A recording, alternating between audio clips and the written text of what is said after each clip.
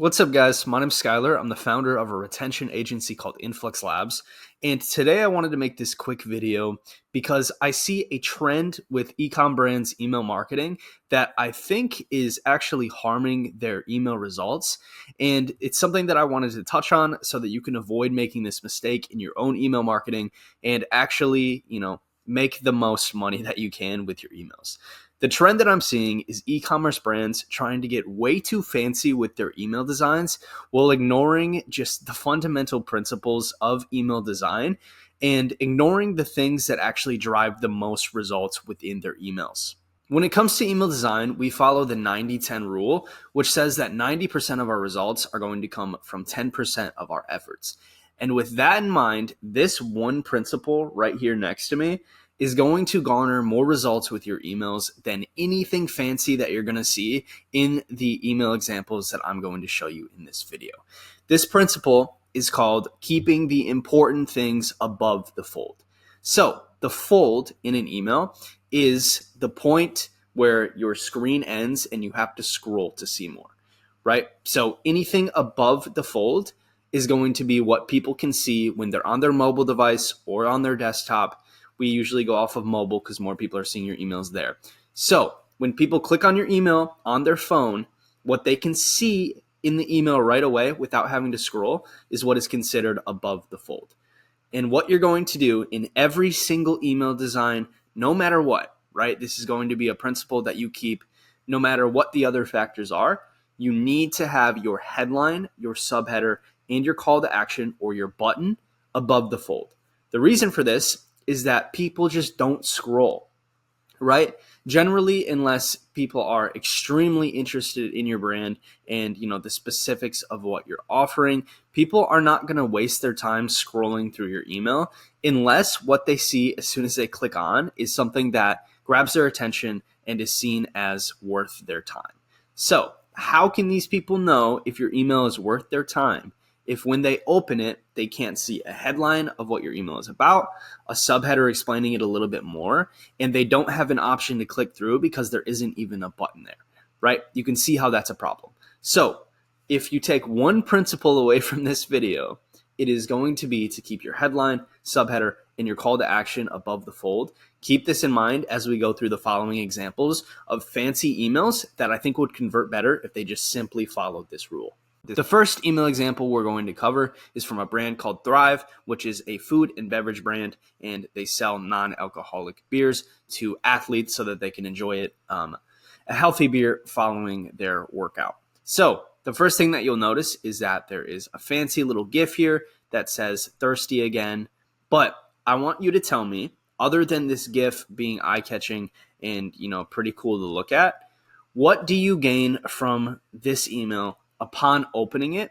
What information do you gain, right? What do you think that this email is going to be about? Thirsty again? What pops into your mind? You think that they're going to show you, a couple beverages, right? And that's the main point of the email? Well, think again. This email is about a last chance 10% off discount with urgency that is going to expire tomorrow, right? There's absolutely no way of understanding this unless when we open this email on the desktop or on our phone, unless we scroll.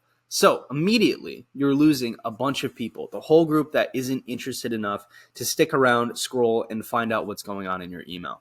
And this could have been prevented by keeping the important things above the fold, right? So they spent their time making this GIF when in reality, this email would have converted better if they would have done a couple things here. So first and foremost, instead of having thirsty again as the headline, we're going to want to make the most important part of the email the headline. So that's going to be this get 10% off last chance. So replace thirsty again with get 10% off last chance, and then move this button that says buy now and put it right beneath the headline, right? So then someone opens this email. They don't have to scroll. They see last chance for 10% off, and right below it, a big button that says, instead of buy now, a stronger call to action is built in, which is get 10% off, right? If they would have just done this, they could have kept this as a static image, not made it a GIF, put the headline and call to action above the fold when they see it right away, and it would have outperformed what they have running right now. I can almost guarantee it based on the testing that we've done. So here is a great example of when getting a little bit fancy actually ends up shooting them in the foot, because they emphasized the fanciness of this email with their GIF over the fundamentals of putting the important things that people are actually interested in at the top. The next example we have comes from health and wellness brand Health Code. And before we go through it, I'm going to actually remind you the 3 things we need to keep above the fold in our emails so that you can identify what's wrong with this email as we scroll through it. So we need the headline, the subheader, and the call to action, aka the button above the fold as soon as someone clicks, right? So with that in mind, we're going to scroll through this email. You're going to tell me what's wrong with it. Health Code. We have buy one, get one 50% off. Great start, right? You have the headline at the very top. This is what this email is about. This is what they're clicking on it for. Boom. You have a hero image here, right? You have kind of a good picture of the products here. And right below it, no matter the crisis, Health Code long-term food storage has you covered, right? You have a subheader that tells you a little bit more about this product and displays a benefit. So you have 2 out of the 3. What are we missing here? Let's scroll.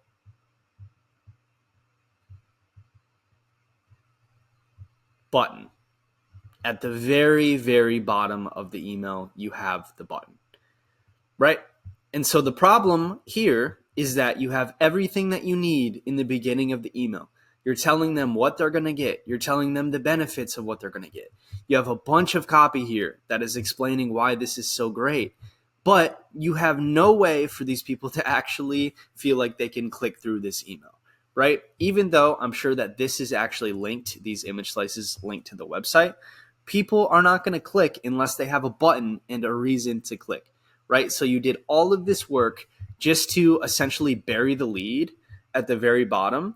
And I guarantee that this has absolutely destroyed their click-through rate, right? So in all of this fancy headline, this fancy hero image that they have, all of this thought out copy, right, about their product, in the end, they're not getting people to click through because they just simply didn't give them a button at the top and an option to click through without having to scroll through and read every single thing first, right? These are simple fundamentals that ecom brands are missing in their email marketing. And again, they're missing out on 90% of the results because they're doing the fundamental 10% wrong. Okay, final example just to hammer this principle home.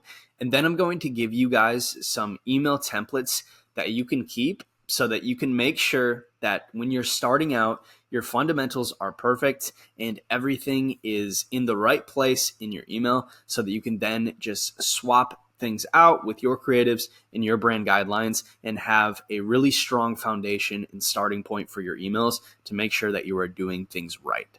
So let's just get right into this final example because you're going to see the same problems as the last 2 examples we went over. This is Hammer Nutrition. This is a health and wellness brand. And immediately, right, you're going to see the problem here. So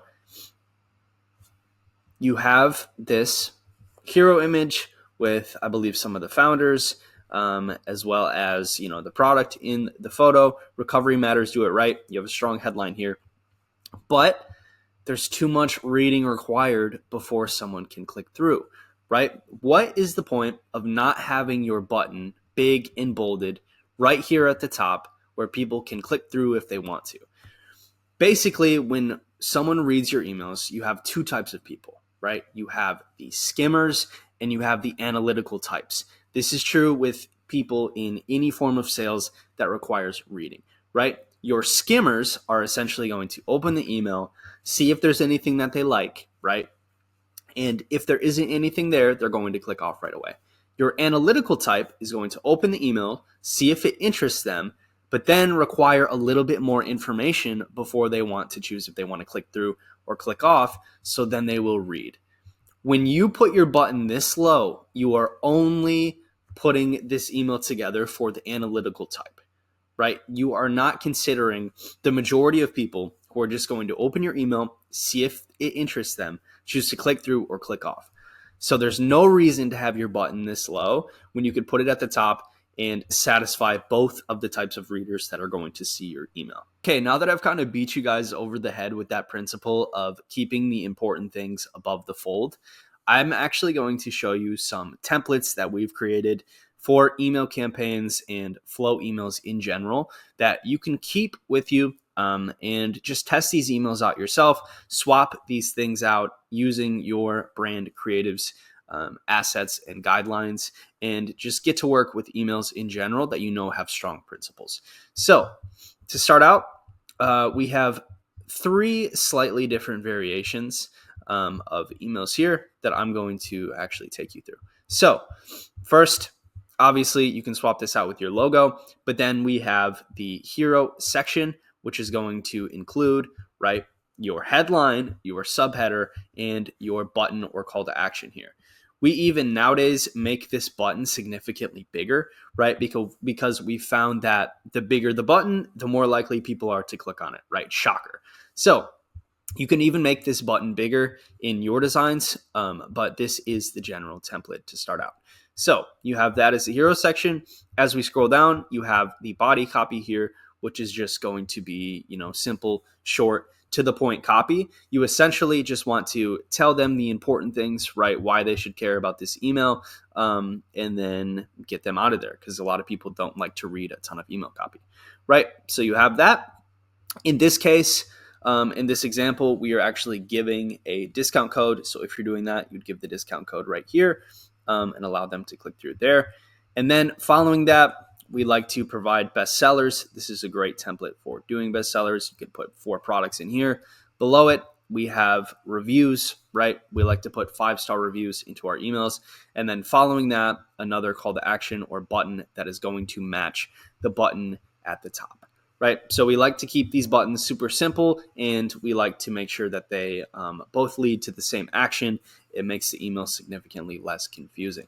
So these are the templates that you can have. Again, these are just 3 slightly different variations of the same email here, but essentially we found that this works super well, and this is a great starting point.